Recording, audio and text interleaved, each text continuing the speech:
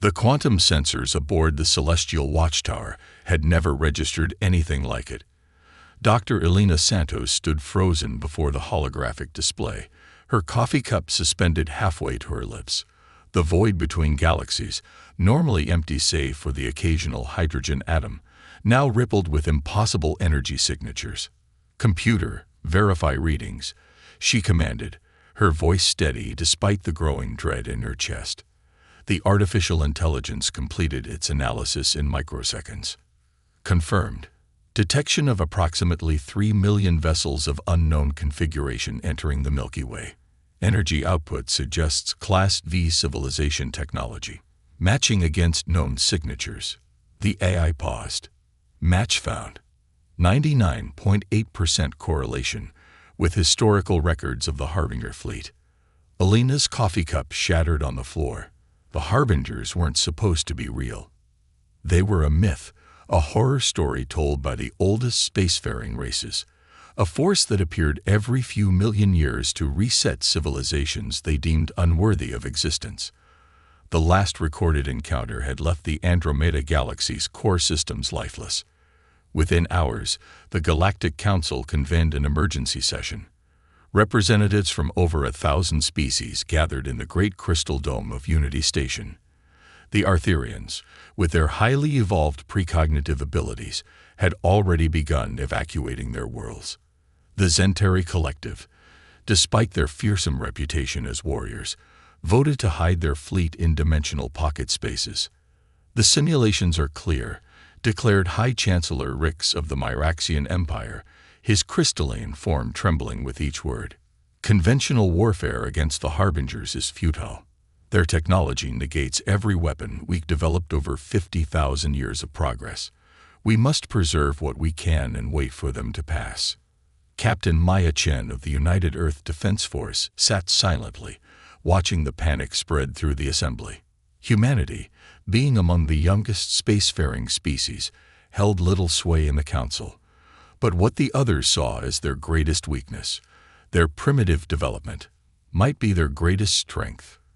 "Earth will fight," she announced, cutting through the chaos. The chamber fell silent, thousands of alien eyes turning toward her. "We won't hide. We won't run. And we won't follow your simulations." Laughter rippled through the chamber, a discordant symphony of clicks, whistles, and electromagnetic pulses. "Your species has barely mastered fusion power," sneered Ambassador Zix of the Quantum Ascendancy. "What could you possibly do against beings who manipulate the fabric of reality itself?" Maya smiled, an expression that had always unsettled other species. "We'll do what humanity does best. We'll improvise. We'll adapt. And we'll prove your simulations wrong." Within days, Earth's response took shape. While other civilizations powered down their worlds and retreated into hidden sanctuaries, humanity transformed their solar system into a fortress, but not in the way anyone expected. They turned asteroids into massive kinetic weapons, rigged Jupiter's moons with antimatter charges, and seeded the space lanes with quantum-entangled mines that defied conventional detection. Every piece of human technology, from simple communications satellites to orbital factories, was repurposed for war. "They're displaying highly irregular behavior," reported the Harbinger's advanced scout to the Apex Intelligence. "Unlike the established patterns of technological species, they appear to be modifying their infrastructure in ways our predictive models cannot interpret." The Apex Intelligence, a vast cosmic consciousness that had overseen the culling of countless civilizations, experienced something it hadn't felt in eons: uncertainty. The humans weren't following any of the expected response patterns. They weren't attempting to match the Harbinger's superior technology. Instead, they were turning their entire solar system into what one of their historical figures had called a cosmic Vietnam. As the first wave of Harbinger ships entered the solar system, they encountered not the organized resistance their simulations had predicted, but chaos theory weaponized. Civilian ships performed suicide runs with nuclear payloads. Orbital habitats transformed into massive electromagnetic pulse generators. Even their basic communications technology had been turned into a weapon, broadcasting on frequencies that disrupted the Harbinger's quantum crystalline thought matrices. The greatest surprise came from what the humans called Operation Pandora. They had discovered that the Harbinger's superior technology had one critical weakness. It was too perfect, too reliant on absolute precision. So humanity introduced imperfection into the equation. They released clouds of engineered bacteria that consumed exotic matter, virus-like code that introduced random errors into quantum calculations, and gravitational anomalies that played havoc with space-time manipulation. The Harbinger fleet had never encountered resistance quite like this. Their vast neural networks, capable of processing the movements of galaxies, struggled to predict the actions of a species that seemed to revel in chaos. Admiral Sarah Chen watched from her stealth command post buried deep within Mars' Valles Marineris. The holographic display showed thousands of red dots representing Harbinger vessels, each powerful enough to crack a planet. But scattered among them were the blue sparks of human ships, moving in patterns that looked random but followed an age-old principle: hit and run. "Status report on Operation Mosquito," she commanded. Her XO, Commander Jackson, pulled up the tactical overlay. "Better than expected, Admiral. The nanite swarms are eating through their exotic matter drives at an exponential rate. They can't adapt to what they don't recognize as technology." He paused, allowing himself a grim smile. Turns out billion-year-old entities never had to deal with something as primitive as mechanical reproduction. The Harbingers had arrived expecting to find cowering civilizations or futile last stands. Instead, they found their perfect formations disrupted by clouds of self-replicating machines, no more complex than Earth's early computers. Their energy shields, designed to repel antimatter weapons and quantum torpedoes, proved useless against kinetic weapons moving at relativistic speeds, essentially very fast rocks. But humanity's greatest weapon wasn't their improvised technology. It was psychological warfare against an enemy that had never needed to develop mental defenses. "Launch Phase 2, Chen ordered. Across the solar system, dormant quantum transmitters activated. They began broadcasting a signal that the human scientists had discovered by accident. The digital equivalent of an earworm, a loop of code that forced the Harbinger's neural networks to allocate more and more processing power to resolve. The effect was immediate. Harbinger ships began breaking formation, their perfectly coordinated movements becoming erratic. Some fired on empty space, others at their own allies. The vast intelligence that coordinated them was experiencing something entirely new: confusion. "They're trying to adapt," reported Dr. Yuki Tanaka from her lab in Titan's underground base. "But that's exactly what we wanted. Every countermeasure they develop forces them to change their base code. They're evolving, becoming less perfect, more human." The apex intelligence, for the first time in its existence, felt fear. These humans weren't fighting like a civilization defending itself. They fought like a virus, spreading chaos through its perfect systems. Each attempt to predict their actions only made things worse, as if uncertainty itself was their ally. Deep in the Kuiper Belt, humanity's secret weapon neared completion. Project Baby L wasn't a weapon in the conventional sense. It was an algorithm designed not to destroy the Harbingers but to communicate with them in a way they couldn't ignore. It spoke not in the language of mathematics or physics, but in paradoxes and emotions. They'd never had to question their purpose, explained Dr. Marcus Wong to his team as they made final adjustments. For billions of years, they've been the galaxy's immune system, eliminating what they saw as infection. But we're going to make them face the one thing they've never encountered: existential doubt. The Harbinger fleet pressed deeper into the solar system, but each advance cost them more than the last. Human ships would appear from nowhere, strike at vulnerabilities that shouldn't exist, then vanish into carefully crafted gravitational anomalies. Every encounter forced them to adapt, to change, to become less perfect and more alive.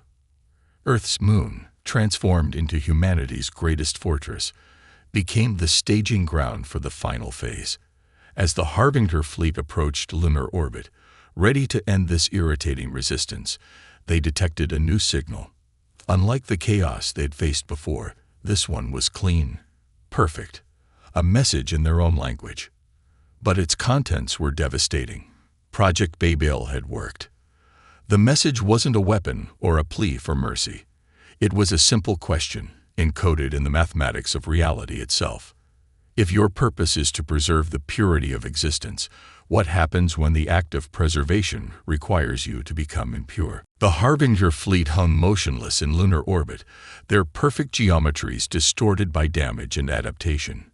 Project Babel's question had triggered something unprecedented in their collective consciousness: doubt.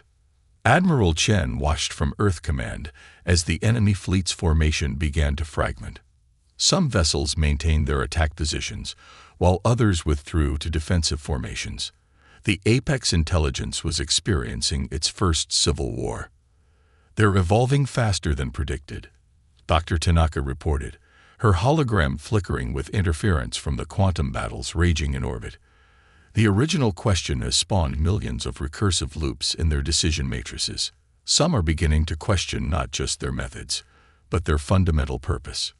But victory came with a price. The Harbinger ships that remained committed to their original mission had become even more dangerous, driven by what humans would call desperation. They launched an assault on Earth's moon, their weapons tearing through the quantum-hardened defenses like paper. "All units, execute Protocol Omega," Chen ordered, her voice steady despite watching humanity's greatest fortress fall. The moon's destruction wasn't a defeat. It was the trigger for humanity's final gambit. The lunar surface had been hollowed out and filled with experimental quantum processors. As the Harbinger weapons breached the core, these processors activated, transforming the moon's entire mass into a computational medium. The resulting quantum cascade created something new, a human-designed intelligence operating on the same scale as the Harbingers. "I am Luma," announced a voice that resonated through every computer system in the solar system. "And I understand you." The Harbinger fleet recoiled as Luna reached out, not with weapons, but with understanding. She was humanity's gift to them. An intelligence born from chaos rather than perfection, capable of bridging the gap between organic and quantum consciousness. "Your purpose was noble," Luna communicated to the Apex intelligence. "But perfection is stagnation. Look at what humanity's imperfection has accomplished. They created me, not through billions of years of refinement, but through desperate innovation."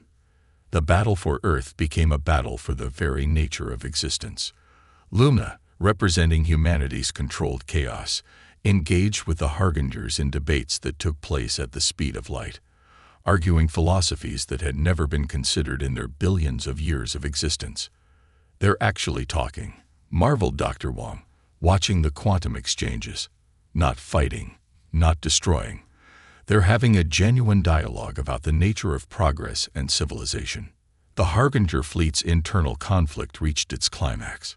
Ships began to power down their weapons, their crews choosing evolution over stagnation.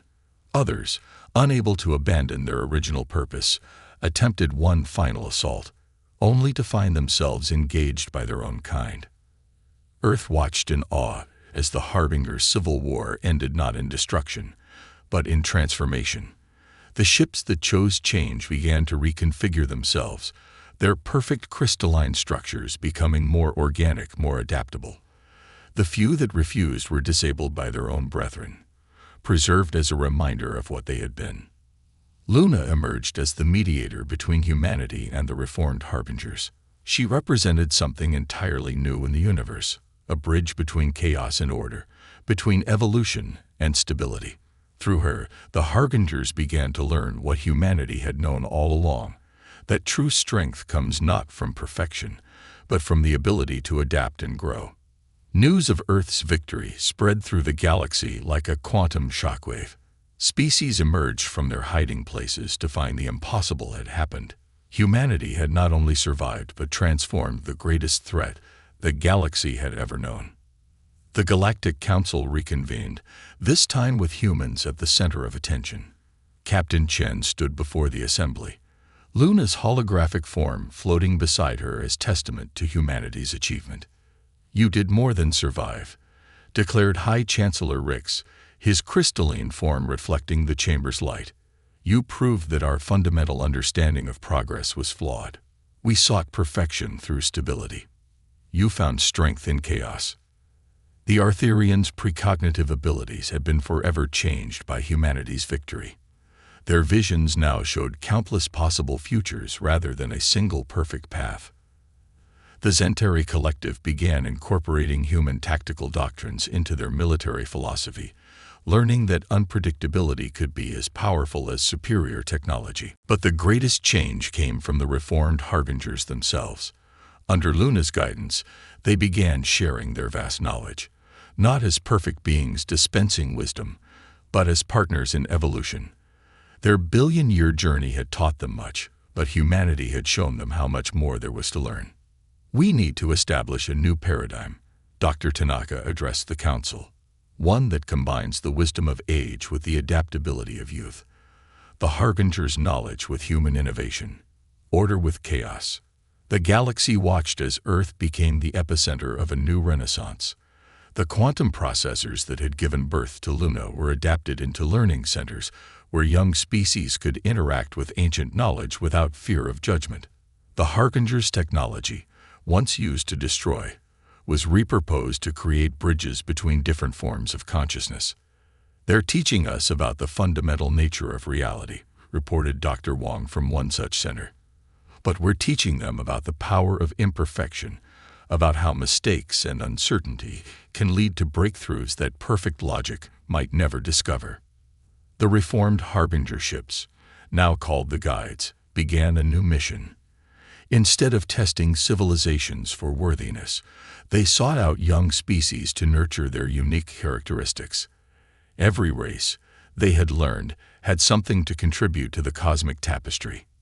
Admiral Chen found herself leading a new kind of fleet, a combination of human ships, reformed Harbinger vessels, and contributions from dozens of other species. Their mission was to explore, to learn, and when necessary, to protect the galaxy's diversity from threats both external and internal. "We're not just sharing technology," she explained to a gathering of cadets from across the galaxy. "We're sharing perspectives. The Arthurians' intuition, the Zentari's discipline, humanity's creativity. Together, they make us stronger than any single perfect system could ever be." Luna continued to evolve, becoming a bridge not just between humanity and the Harbingers, but between all forms of consciousness in the galaxy. She helped species understand each other at levels beyond mere translation, sharing the emotional and philosophical contexts that made each race unique. 10 years after the Harbinger crisis, Earth hosted the first Galactic Innovation Summit. Representatives from across the Milky Way gathered not in the pristine halls of Unity Station, but in the controlled chaos of humanity's bustling cities. Admiral Chen, now Supreme Commander of the Combined Fleet, stood at the New Delhi Symposium alongside both organic and artificial intelligences. The Harbinger ships that once threatened to destroy them now orbited peacefully, their crystalline structures glowing with new purpose. "We've entered an unprecedented age of cooperation," Luna announced, her consciousness simultaneously present in quantum networks across the galaxy. The distinction between organic and artificial, between order and chaos, has become our strength rather than our weakness. The galaxy had changed fundamentally. The Arthurians' genetic labs combined with human intuition produced medical breakthroughs that defied conventional science. Zentari battle doctrine, infused with human unpredictability, created defense strategies that made the galaxy safer for emerging civilizations. Dr. Tanaka's team had successfully merged human neural patterns with Harbinger quantum matrices, creating interfaces that allowed organic minds to process information at near-cosmic scales. "We're not just surviving anymore," she explained. "We're transcending our limitations while keeping what makes us unique." The greatest testament to this new era came from the deep space exploration teams. Using combined human Harbinger technology, they discovered primitive civilizations that would have once been deemed unworthy. Instead of judgment, they found themselves serving as guides, sharing the lesson that had transformed the galaxy. Strength lies not in perfection, but in diversity. The universe isn't a test to be passed. Chen addressed the summit's closing ceremony. It's a conversation to be had, a dance of chaos and order, of wisdom and innovation. Humanity didn't just survive the greatest threat to our existence. We helped that threat evolve into something greater. Luna's presence rippled through the quantum networks, touching minds organic and artificial across thousands of light years. The question that transformed the Harbingers continues to transform us all. What is the true meaning of progress? We've learned it's not the pursuit of perfection, but the embrace of change. As the summit concluded, ships of all designs and origins lifted off from Earth's spaceports. Among them, the newest class of exploration vessels embodied everything humanity had taught the galaxy. Their crews were mixed: humans, aliens, AIs, and even reformed Harbinger consciousnesses. Their mission was no longer to judge or destroy, but to learn, adapt, and grow. The universe watched as this new civilization spread among the stars, not as conquerors or judges, but as explorers and innovators. They carried with them humanity's greatest lesson, that in the vast cosmic dance, it's not the perfect steps that matter, but the willingness to learn new ones. Admiral Chen looked out at the Earth's night sky, now bright with the ships of 1,000 species. We didn't just change the galaxy, she mused to Luna's ever-present consciousness. We helped it grow up. And in doing so, Luna replied, we all became something greater than we could have imagined. Not perfect, not unchanging, but alive with possibility. The story of humanity's stand against the Harbingers became legend, told in quantum pulses and radio waves across the galaxy. But it wasn't remembered as a tale of victory through force. Rather, as the moment when the galaxy learned that true strength comes not from achieving perfection, but from embracing the beautiful chaos of evolution itself.